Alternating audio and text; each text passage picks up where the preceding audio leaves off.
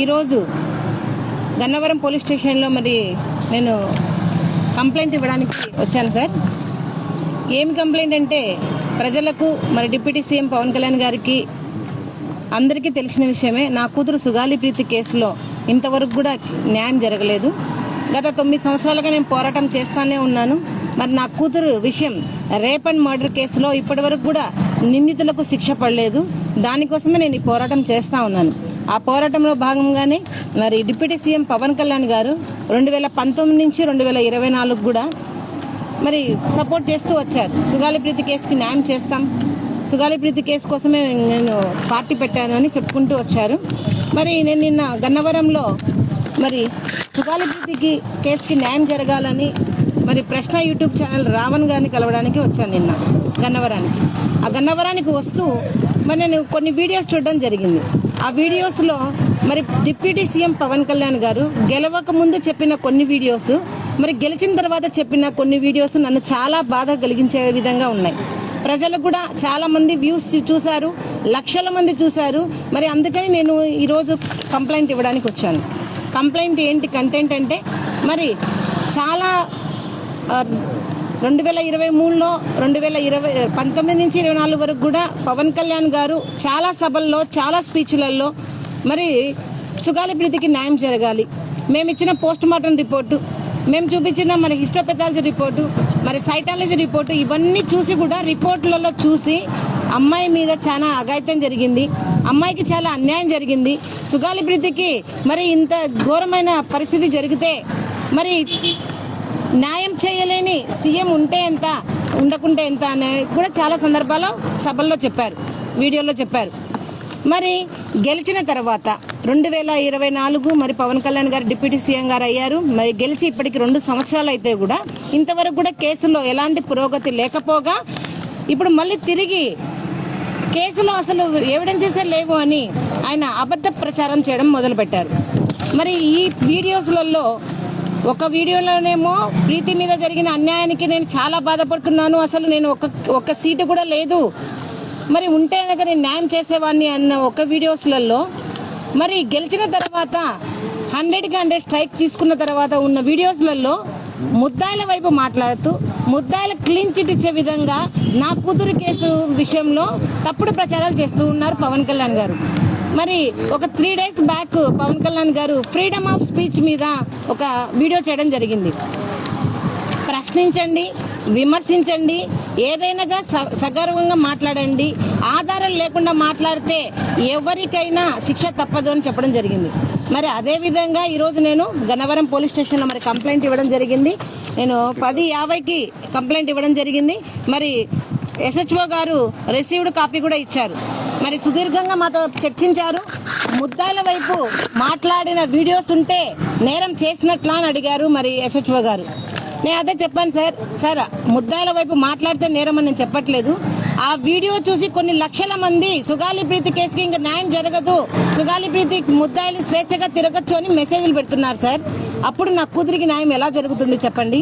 కాబట్టి నా ధర్మంగా మరి సార్ చెప్పారు, ఎవరికైనా రూల్ అనేది వర్తిస్తుంది, ఎవరికైనా లా అనే చట్టం అనేది ఒకే విధంగా ఉంటుందని చెప్పారు. కాబట్టి ఈ స్టేషన్లో కంప్లైంట్ ఇవ్వడం జరిగింది. మరి ఈ కంప్లైంట్లో కూడా మేమేమి ఇచ్చామంటే మా పాపను చాలాసార్లు చదవాలి, పవన్ కళ్యాణ్ గారు మాకు మొదటి సంతకం చేస్తానని మోసం చేసిన దాని మీద, తర్వాత నమ్మక ద్రోహం మీద, బహిరంగ విమర్శ మీద, నా కూతురు మరణంపై అసత్య ఆరోపణలు, నిందితులు కుమ్మక్కైనట్ల మాటలు, వీటి మీద నేను కంప్లైంట్ ఇవ్వడం జరిగింది. ఇవి ఎక్కడెక్కడ వీడియోస్ ఏ విధంగా వచ్చాయి అనేది కూడా నేను మరి SHO గారికి నీట్గా ఎక్స్ప్లెయిన్ చేయడం జరిగింది. మరి SHO గారిని నేను ఒకటే కోరుకుంటున్నాను, సార్ చట్టం ముందర అందరూ సమానమే అన్నారు. కాబట్టి మరి ఏదైతే అనక మరి నిన్న రావణ్ గారి మీద ఇలానే సోషల్ మీడియాలో ఏదో పోస్ట్ పెట్టారనేసి మరి చాలా మంది దానికి పోస్టుకు రెస్పాండ్ అయ్యి అని చెప్పారు. కాబట్టి అదేవిధంగా నా కూతురు కేసు విషయంలో కూడా మరి పవన్ కళ్యాణ్ గారు చెప్పిన ఈ అసత్య ఆరోపణ మీద చాలా లక్షల మంది సార్ నా కూతురికి నేను చేస్తున్న పోరాటం నిర్వీర్యంగా అయ్యేటట్టుగా మరి మాకు మెసేజ్లు వస్తున్నాయి.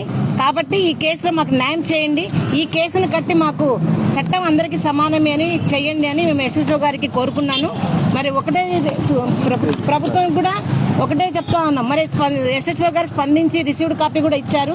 మరి ఎఫ్ఐఆర్ కట్టారో లేదో మరి నాకైతే తెలియదు. నేను డిప్యూటీ సీఎం పవన్ కళ్యాణ్ గారి మీద కంప్లైంట్ ఇచ్చాను సార్. మరి మాకు ఆయన వీడియోస్లోనే మాకు అన్యాయం జరుగుతుంది. ఒక వీడియోలోనేమో న్యాయం చేస్తా అన్న మాటలు, ఇంకొక వీడియోలోనేమో అసలు కేసుకి ఎలాంటి న్యాయం చేయలేనని చేతులు ఎత్తేసిన వీడియోస్. ఈ రెండిటికి నాకు నష్టం, నా కేసుకు నష్టం అవుతుంది. కాబట్టి నేను డిప్యూటీ సీఎం పవన్ కళ్యాణ్ గారి మీద ఈరోజు కేసు పెట్టడం జరిగింది. మరి సార్ నేను కోరుకునేది 10 సంవత్సరాల నుంచి కూడా ఒకటే సార్, ముద్దాలకు శిక్ష పడాలి. నా కట్టమంచి రామలింగారెడ్డి రెసిడెన్షియల్ స్కూల్లో నా కూతుర్ని చంపిన వాళ్ళకి శిక్ష పడాలి. ఇప్పుడు ఈ రోజు వచ్చేసి ఈ కంప్లైంట్ ఇవ్వడానికి కారణం ఇంకొక విషయం కూడా, ఆధారాలు లేకుండా ఏం మాట్లాడద్దు అని పవన్ కళ్యాణ్ గారు, డిప్యూటీ సీఎం పవన్ కళ్యాణ్ గారు చెప్పడం జరిగింది. మరి ఏ ఆధారాలు ఉన్నాయని ఒక వీడియోలోనేమో పోస్ట్ మార్టం రిపోర్టు అవన్నీ చూసి మీరు ఈ అమ్మాయి మీద అఘాయిత్యం జరిగింది అని చెప్పడం జరిగింది విత్ ఎవిడెన్స్ తో సహా. మళ్ళీ గెలిచిన తర్వాత మీరు చెప్తున్న వీడియోస్లలో ఏ ఆధారాలు పెట్టుకొని నా కూతురు సుగాలి ప్రీతి మీద అసత్య ఆరోపణలు చేస్తున్నారు చెప్పాలి పవన్ కళ్యాణ్ గారు. ఎవరు మీకు ఆర్డర్ ఇచ్చారు, లేకపోతే ఎవరు మీకు ఇన్వెస్టిగేషన్ చేసి మీకు రిపోర్ట్ ఇచ్చారో పవన్ కళ్యాణ్ గారు చెప్పాలి. అవి ఏవి చేయకుండా చుప్పకుండా ఈ 2 సంవత్సరాల్లో సార్, ఈ 2 సంవత్సరాల్లో పవన్ కళ్యాణ్ గారు గెలిచిన తర్వాత, కూటమి ప్రభుత్వం గెలిచిన తర్వాత సుగాలి ప్రీతి కేసులో ఒక్క అడుగు కూడా ముందుకు వెళ్ళలేదు, ఒక్క ఇన్వెస్టిగేషన్ కూడా జరగలేదు. ఇంత బర్నింగ్ కేసులుంటే కూడా ప్రభుత్వం అంతా అబద్ధపు కేసుల మీద పరిగెడుతున్నారు కానీ నా కూతుర్ని చంపేసిన వాళ్ళ మీద పరిగెడుతుంటే నాకు న్యాయం జరిగేది. అందుకే ఈ రోజు నాకు న్యాయం చేయండి అని సభముఖంగా ప్రభుత్వాన్ని కోరుకుంటున్నాను, యశస్వి గారిని కూడా కోరుకుంటున్నాను. అసలు గన్నవరంలో పెట్టడానికి గల కారణం, గన్నవరం పెట్టడానికి గల కారణం ఏంటంటే, నేను గన్నవరం వచ్చినప్పుడు పోలీస్ స్టేషన్ దగ్గర పక్కన కోర్టు దగ్గర ఉన్నప్పుడు ఈ వీడియోస్ చూడడం జరిగింది. ఆ వీడియోస్ చూసి చాలా మంది కూడా నాకు మెసేజ్ చేయడం జరిగింది.